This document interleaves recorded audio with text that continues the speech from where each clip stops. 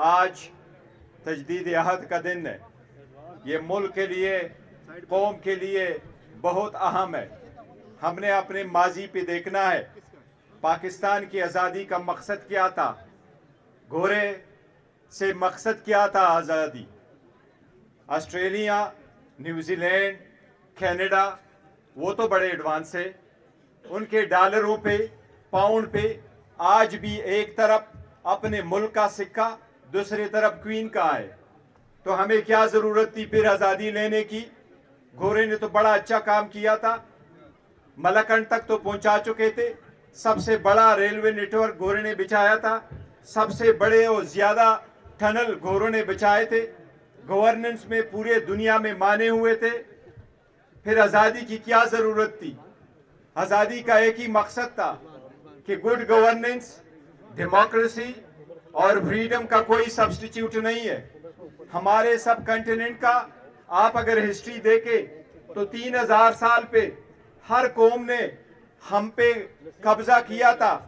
چاہے وہ برٹش تھے، چاہے وہ امپرر تھے، چاہے وہ مغل تھے، لیکن ہم نے کبھی کسی ملک پہ قبضہ نہیں کیا تھا. یہ by design, by nature democracy پسند تھے.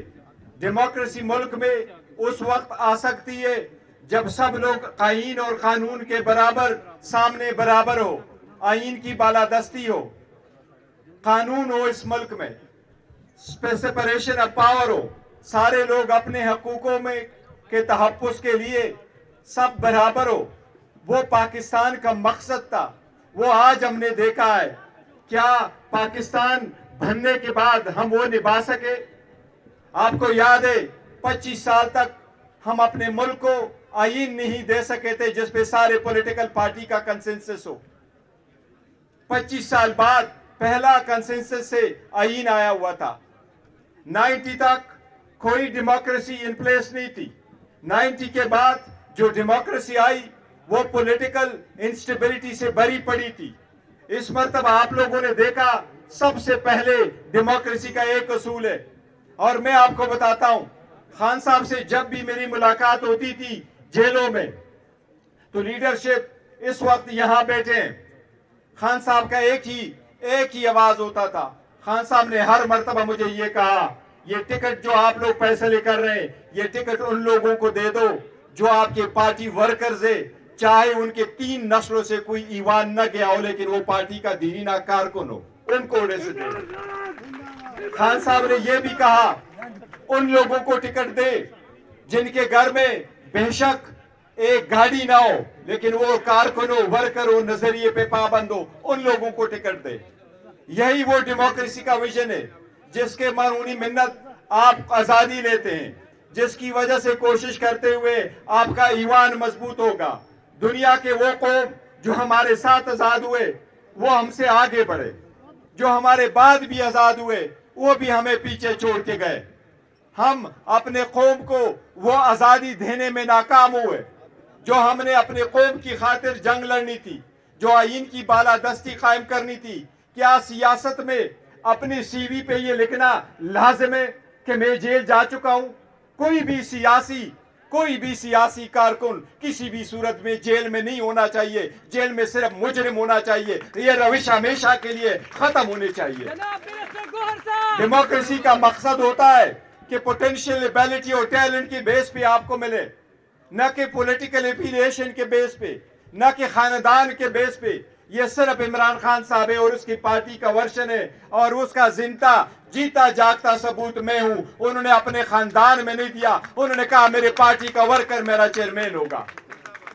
یہی وہ ڈیموکریسی ہے جس کے لیے ہم کوشش کرتے ہیں. یہی پاکستان کا مقصد تھا. ٹرو ڈیموکریسی آئے گی، ہر ایک کو اپنا حق ملے گا، ایوان بالادستی اور جمہوریت ہوگی. جب ایوان مضبوط ہوگا، جب عدلیہ آزاد ہوگی، تب پاکستان بہتر ہوگا اور آگے جائے گا اور اقوام مولا میں، پورے دنیا کے اقوام میں تب جا کے ایک صف میں کھڑے ہوں گے. اسی کا تجدید عہد کا دن کرنا ہے. ہم نے اپنے جو اسلاف آباء و اجداد ہے انہی کو پاکستان کو بنانا ہے. اس کو قائد اعظم کا پاکستان بنانا ہے اور وہ یہی کہ ہر ایک اس میں اصول ہو. ہم سپریم کورٹ سے بھی ایک درخواست کرتے ہیں، خان صاحب अपने वक्त में एक कॉन्स्टिट्यूशन पिटीशन एक रेफरेंस की सूरत में सुप्रीम कोर्ट के भेज चुके थे, और उसमें यही इस्तिदा थी कि इलेक्शन जब हो रहे हो सेनेट में, वहां जो वोट हो आपका वो वेरीफाइबल हो, ताकि पैसे का चक्कर ना हो और उन लोगों को मैंडेट मिले जिनको अवाम मुंतखब करके आते हैं।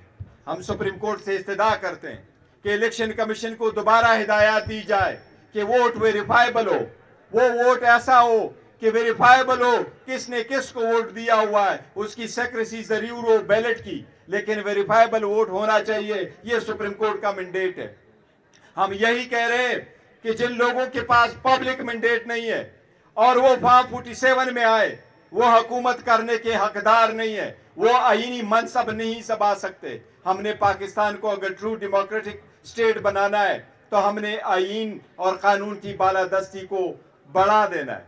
यही कायद आज़म का विजन था, यही वो है जो इमरान खान साहब आज अगर जेल में हैं तो इसी की खातिर जेल में, उन पे करप्शन का कोई केस नहीं है, वो सिर्फ पॉलिटिकल विक्टिमाइजेशन है। इंशाअल्लाह ताला आप लोगों की ताउन से हम अदलिया पे एतमाद करते, एहतराम करते, इंशाअल्लाह जल्द खान साहब भी बाहर होंगे। जब वापस आएंगे अपना स्ट्रगल शुरू करेंगे, पाकिस्तान को फिर वही आजाद, खुद मुख्तार और इस्लामी मुमलिकत इंशाअल्लाह ताला बनाएंगे इंशाअल्लाह ताला। वक्त चाहते आप सब लोगों का बहुत शुक्रिया।